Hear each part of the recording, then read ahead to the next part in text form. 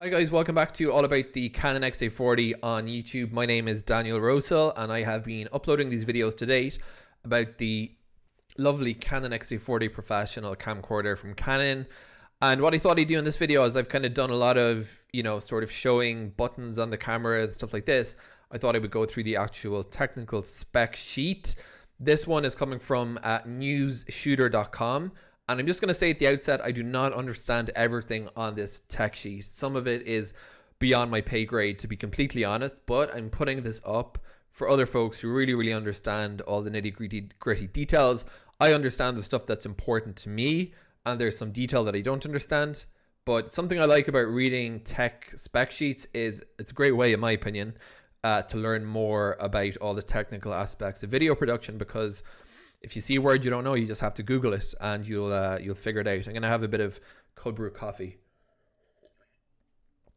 All right, so let's jump over to my screen and take a look at what we have here. Starting from the top, so the Canon XA40, and this YouTube channel is maybe a little bit too specific because there's also the XA45, 50, 55, and somewhat recently Canon launched the 60, 65, 70, and 75. So the XA40 is now kind of the bottom of the XA range, but this actually applies to other camcorders as well. For instance, the XA60 also has that 1/2.3 type CMOS. In any event, let's go through it just for the XA40. Sensor 1/2.3 type CMOS. Filter is RGB primary color filter. Total pixels are approximately 21.14 megapixels, but the effective pixels at a 4K resolution, which is 840 by 2160, works out to be 8.29 megapixels. Skipping a few details, the lens ratio, and this is one of the reasons why camcorders are wonderful things, is that you get a lot. You lose by having a fixed lens, but you get a lot of it makes them very easy for run and gun. So there's the reason they're popular among documentary makers and ENG folk. These camcorders, I mean, they're very small for an ENG camera. When I've occasionally shot videos with this at press events, and I still see the really big ENG cameras, but I don't know. I mean, I could see sort of college community TV stations using these, or perhaps even the big stations with the big shoulder mounted rigs. Maybe they'll adopt these too. I don't know. If you've seen the XA series used in the field for broadcast journalism, I'd be really interested to know. So the aperture range is as follows: f/1.8 to 2.8, and it has 8 aperture blades. The filter diameter is 58 millimeters. So this is important if you are purchasing lens filters. So if you're buying a UV filter, or you want to buy ND filters or CPL filters or any kind of filter, you're going to need 58 mils. I haven't had trouble finding lens filters for the XA40 at 58 millimeters.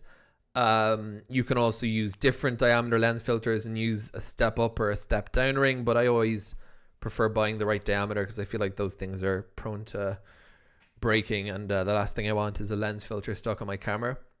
Image stabilization. So there are 3 forms of it on the XA40: optical, dynamic, and standard. Now, standard is the lesser of the two. In other words, there's less shake compensation. Dynamic is more, and for powered, you need to configure a shortcut to turn on and off powered image stabilization. So that's important to know. It is there, but out of the box, when you're going through the menus, you're going to go into image stabilization and say, hey, I don't see powered. So what you need to do is configure one of the 5 custom buttons on the XA40 to get into powered. If you don't know about the custom buttons, search through this YouTube channel, and I did a video about the 5 different customizable buttons. Customizable, also called assignable buttons. There's also a customizable dial on the front, and there's also a on-screen customizable button.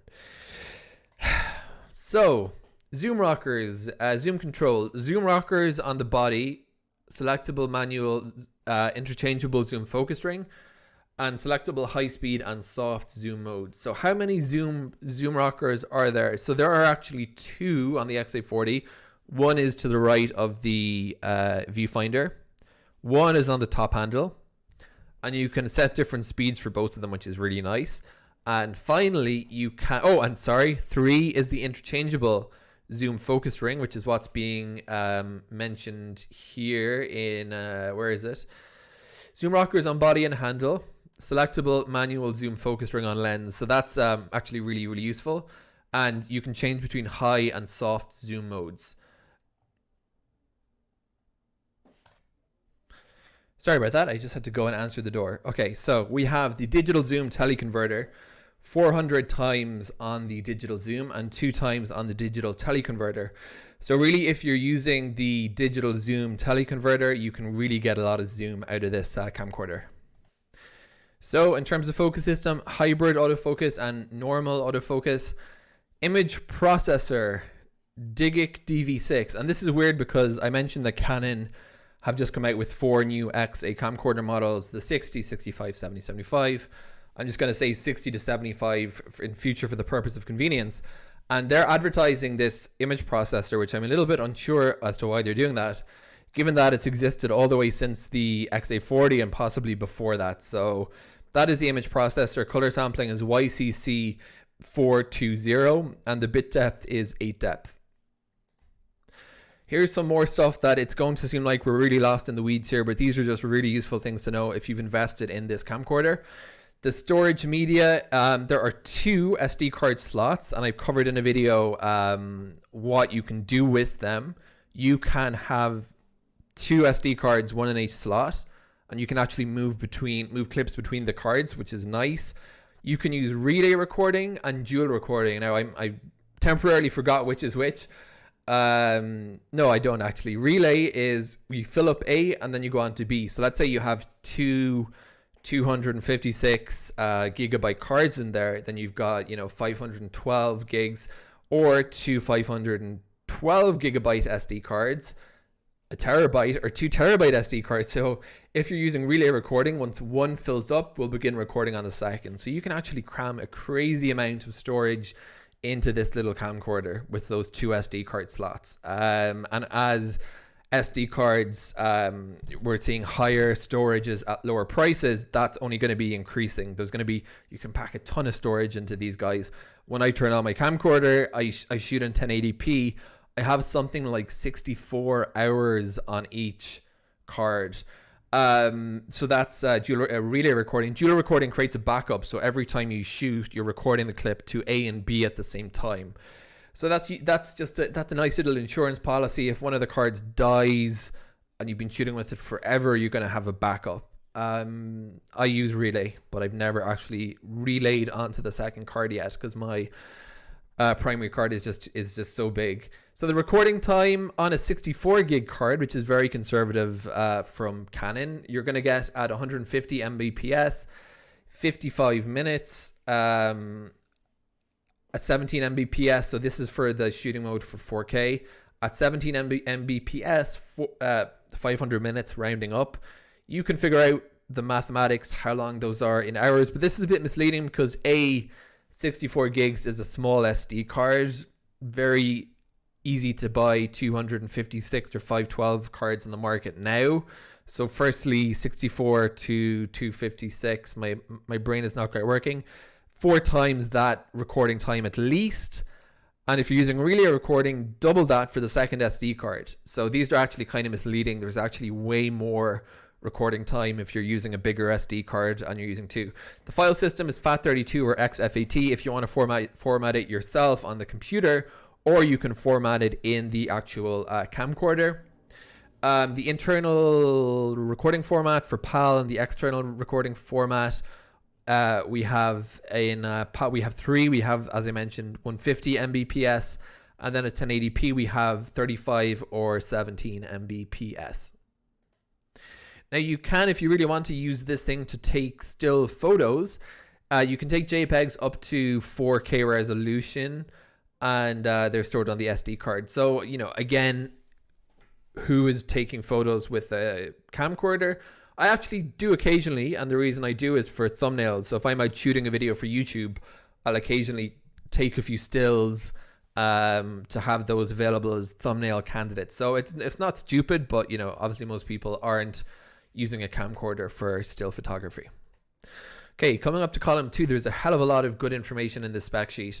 So for anyone who's sticking with the video, thank you. I know it's going to be a bit long, but I think it's worth going through this document just to get a really good handle on exactly what the capabilities are. Recording for audio is MPEG2 and the codec here is AAC LC. That's for 2-channel recording, and there's also LPCM for 4-channel recording, also in 16-bit. So that's really, really useful. For 4-channel recording, there's 2 XLR ports on the XA40, so you can actually rig up 2 microphones, internal microphone, and there's also, of course, 3.5mm microphone. So when I'm using those 2 XLR ports, very rarely, but if I do, I'll jump into 4-channel audio recording so that I can get independent channels for all of the microphones I'm working with. Audio control is manual or auto, and it's line level, mic level, or mic level with 48 volt phantom power. So I've explained the audio controls in a separate video, and it's really easier just to actually just kind of play around with them than to read in a spec sheet, but those are the specs. Now the secret as to why my hands are always shaking in my tutorial videos is out. It's the cold brew coffee.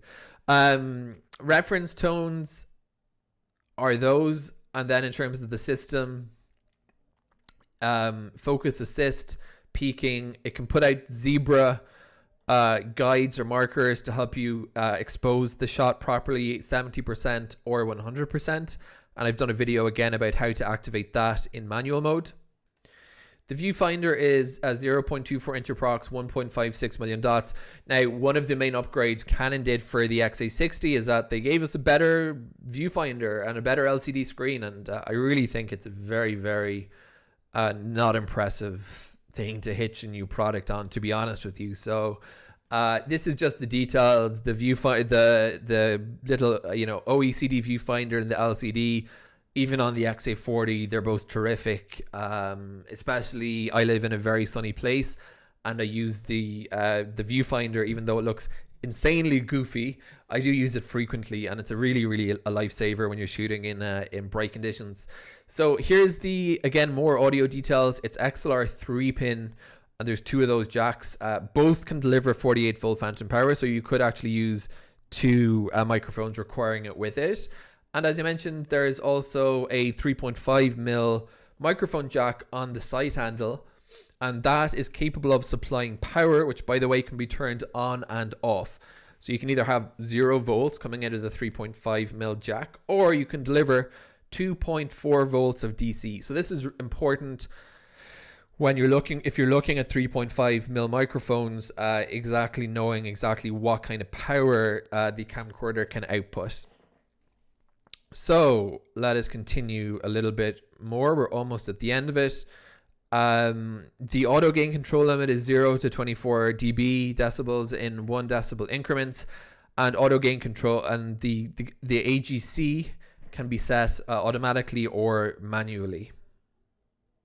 Exposure compensation, highlight AE, exposure lock, auto backlight compensation, exposure compensation amount shown as plus or minus 3 when locked, or plus or minus 2 in auto. For shutter speed, we have 4 control modes: fully automatic, the P program, and these can be accessed by shooting in manual mode. TV and fully manual. Shutter speeds are 1/6 to 1/2000ths of a second, and if you go into low light mode, which is again a shooting mode in manual, it's 1/2 to 1/500th of a second. This guy shoots in both 25 frames per second and 50 frames per second. There is an automatic white balance, but if you want to use presets, you can. There's a daylight preset at 5600 Kelvin, and there's a tungsten preset at 3200 Kelvin, and the color temperature can be set anywhere between 2000 and 2000 to 15,000 Kelvin, and I've done a video on setting a white balance on this camcorder. Okay, we're on to the second page finally of the spec sheet. I'm going to just kind of increase the speed a bit. Shooting mode in program auto exposure, auto mode, and manual, you have, as I said, P, TV, AM, and M. And there's also different scenes. We have portrait, sports, snow, beach, sunset, night, low light, spotlight, fireworks. I covered those in a separate video. It's just presets to get a certain look, and they're occasionally useful. Infrared shooting mode there is, and I've done a video on this, and you can do it in green or white. There is a built-in infrared light, and it's at the front of the detachable top-handled unit. There is no Wi-Fi on this particular camcorder. You know, this is something, again, you'll see on the more kind of high-end camcorders, is the ability to push clips up to a server using onboard cellular data, which is super, super cool. But at this level, you're not going to get that, unfortunately. What you can do is use a plug-in remote control, and those are kind of helpful, but you know, it doesn't really equate to having all the flexibility you get when there's something like Bluetooth or Wi-Fi and there's a app you can use. That's a much more modern approach than plug-in controllers, but unfortunately that's the best you can do on the XA40 because there basically aren't radios on this. There aren't Bluetooth, there aren't Wi-Fi. There is a tally lamp, and I've done a video on that again. And this is one feature that is like such a small feature that is just so insanely useful if you're using this, even for vlogging. Like, even if you're a solo camera operator and you're using a remote control and just want to see, is it recording, to make sure just a little tally lamp comes on. And it's incredibly useful when you're filming an interview or filming a live recording with talent. Is you just tell them, when the light goes on, you can start speaking. Do not speak until the light goes on. So yeah, it's a great feature. Accessory shoe, there is one. I graduated to this camcorder from the Vixia HF R800, and I don't understand why any camcorder manufacturer would not put one accessory shoe somewhere on the camcorder body, because it was so frustrating. I ended up getting like adhesive cold shoes, and they kind of work well-ish, or rigging it. Thankfully, there isn't that problem on the XA40. There is one on the top handle, and if you take off the top handle, it's nicely designed because that goes into an accessory shoe. So whether you want to use a top handle or not, you're going to get a cold shoe. So thank you. 5 assignable buttons, and as I mentioned, I've done a separate video detailing all of these. These are all the things they do: white balance priority, backlight control always on, powered image stabilization, pre-record, etc. The custom dial, which I've also done a video about, can be toggled between it's available in these modes, and you can use it for these things. Time code, and again, this is where I'm being transparent and saying I don't use time code yet, so I don't really know what these things mean, but you might. Regen, record control, free run, and time code out is via HDMI out. Remember, on the XA40 there's no SDI, it's just HDMI. On the 5s, the 45 and the 55, there's HDMI and SDI, but they can't be used simultaneously, so FYI. This is a nice little list of all the accessories, just, you know, to know what you might want to get with it. Battery pack, 820, and most folks are going to want to buy a couple more battery packs. At least I do. I've just bought my second non-OEM battery, so that I have the OEM battery, which I always try to use first. Probably no need, but I feel like it's safer. And then I have two BP820s I bought online that are not Canon, but they work fine. So if you're buying this, it's probably a good idea to stock up on a few batteries as well, I'd say. The power adapter part is CA570. Very important to know. I also recommend getting a second power adapter, or 2 extra ones, so that you can leave one in the car and leave one in your bag and leave one in your office. They're about 10 or 20 bucks. So I think I have about 3 of these. I don't skimp when it comes to investing in my camcorder, because it's part of my job now. It's I do work, and it's you know, these are just things that, like, when you don't have, I mean, it can ruin a shoot, needless to say, if you don't have a power adapter or a battery. What else do we have? And then you can get these kind of attachments that go on the lens. They're not the same thing as interchangeable lenses, but they can sort of help to get that kind of a feel. So there's the wide attachment, which is WAH58 teleconverter, same part number. The official case the Canon make is the SC1000 or the SC2000. I'm using a backpack, but I would actually really like to pick up one of these cases. Hint, hint, Canon, send me a case, please. I was just kidding. This channel is totally independent of Canon in any way whatsoever. My backpack is fine, but I would like, so these are actually will fit the camcorder. There's probably others on the market too. The remote controller, this is the big fancy one, the RCV 100, or you can use a much cheaper one. Someone just left a comment on this channel saying, it's like $1,800. You can buy one for $30 on Amazon. It won't be the same. You won't get all the features in the RCV 100, but you'll get a lot of features. So I would I would really recommend strongly saving the money unless you really need a external controller for some reason. We're almost done. Column 4 of 4. The battery, as I mentioned, it comes with the BP820, but you can add BP828, which actually has a bit more capacity.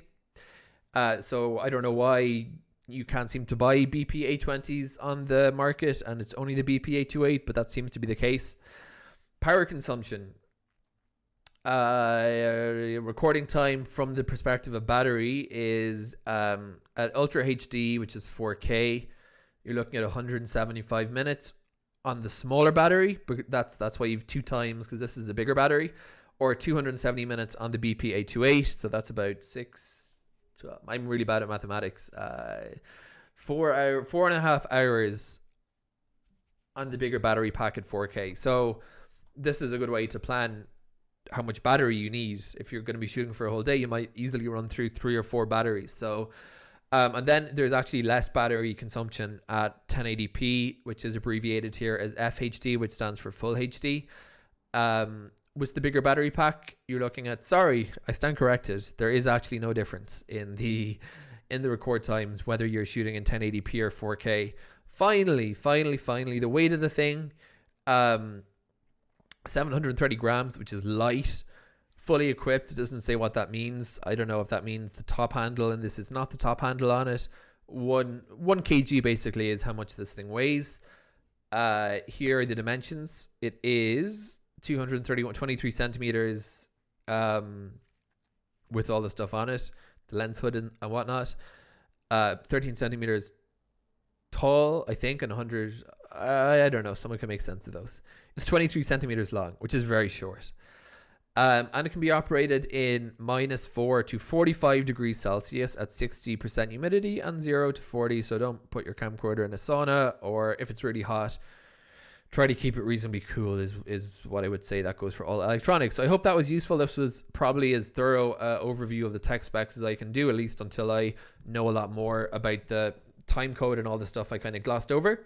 Hope it was useful, and if you want to get more videos from me on this channel, do subscribe. I also have a YouTube channel called Daniel Rosehill where I post everything besides camcorders. So thanks for watching, and until the next video.